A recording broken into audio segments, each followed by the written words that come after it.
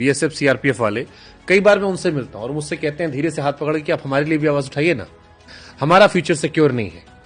सेना के अंदर जी, जो जवान आता है 35 वर्ष की आयु के अंदर एक बहुत बड़ा वर्ग है सेना का जो रिटायर हो जाता है 35 वर्ष की आयु में। सीएपीएफ में कितने हैं जो 35 वर्ष की आयु में रिटायर हो रहे हैं?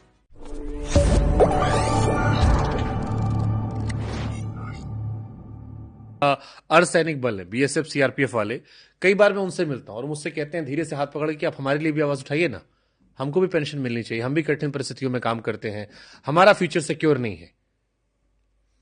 ये जायज मांग है? सेना के अंदर ये मुस्कुराहट काफी कुछ कह गई सर।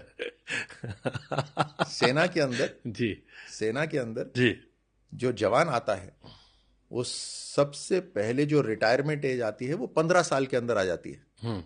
यानी 35 वर्ष की आयु के अंदर, हाँ 35 वर्ष के अंदर आयु में एक बहुत बड़ा वर्ग है सेना का जो रिटायर हो जाता है 35 वर्ष की आयु में। सीएपीएफ में कितने हैं जो 35 वर्ष की आयु में रिटायर हो रहे हैं? हर एक जवान जो जाता है 60 साल की उम्र तक सेवा देता है। इसलिए कौन सा नौजवान कौन से परिवार से निकलकर बोलेगा कि मैं भारतीय सेना में जाऊंगा, 35 वर्ष में ही घर पे आके बैठ जाऊंगा बिना किसी पैसे के, अपना जीवन का सर्वश्रेष्ठ समय में दूंगा और बिल्कुल मुश्किल परिस्थितियों के अंदर दूंगा। इसलिए वहां पर 1 रैंक 1 पेंशन दी जाती है और इसलिए सीआरपीएफ और बीएसएफ में नहीं दी जाती। तो इनके लिए भविष्य में भी आप लोग मतलब कह रहे हैं कि इसी तरह चलता रहेगा? ये केवल इस बात का उत्तर था जो बात रखी गई, बट उनसे उनका पॉइंट कई बार उन्होंने मुझसे कहा कि यार हम लोग भी बहुत कठिन परिस्थितियों में काम करते हैं। 100% मैंने खुद ने देखा हुआ है। सीआरपीएफ हो, खास तौर से सीआरपीएफ चुनाव के लिए उनको कभी भी एक जगह से दूसरी जगह, उनकी बटालियन कहीं और है, कंपनी कहीं और है, सारा बंदोबस्त उनको खुद को करना पड़ता है, मुश्किल परिस्थितियां होती हैं।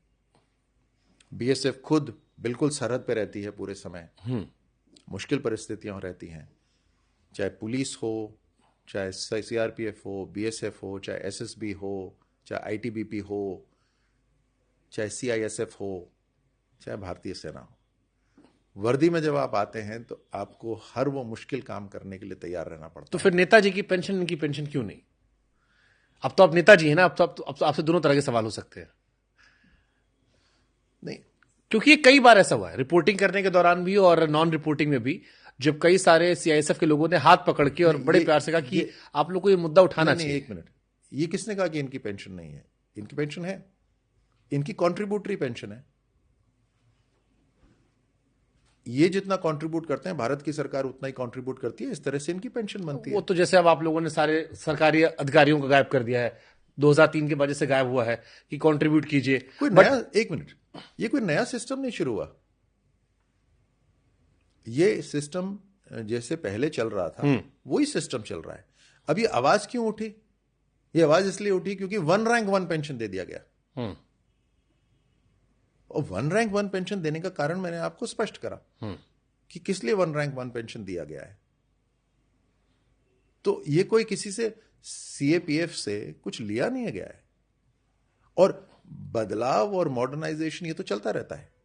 तो इनकी भी कमेटियां बैठती है गृह मंत्रालय के अंदर, तो जब जैसे नए रिकमेंडेशन आएंगे तब वैसे काम होगा। नेता लोग की पेंशन ठीक है सर? वो लोग तो अपनी करेक्ट करते रहते हैं टाइम टू टाइम। आप पेंशन की बात कर रहे हो, नेता लोग की फैसिलिटीज और वो सब ठीक है? नहीं, अच्छा चलो, मैं जवाब तो इसका बहुत तुरंत, जनता इसको लेके बड़े चुटीले अंदाज में कहती है कि नेताजी अपनी मौज काटते रहते हैं। भले संसद की कैंटीन सस्ती, खाना पीना सस्ता, बेसिक फैसिलिटी ज्यादा, जो कटौती करनी है वो नीचे लोगों को काट दो। मैं बोलूं, मैं इसका तो 1 सेकंड में जवाब दे सकता हूं, लेकिन वो जवाब व्यक्तिगत हो जाएगा तो इसलिए उसको छोड़ देते हैं।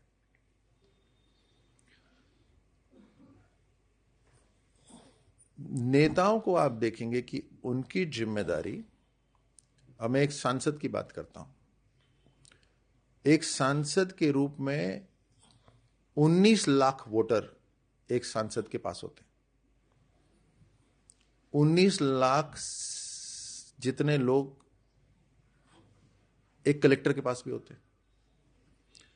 कलेक्टर का महकमा देखिए आप, एक कलेक्टर के महकमे कम से कम 200 लोग होते हैं।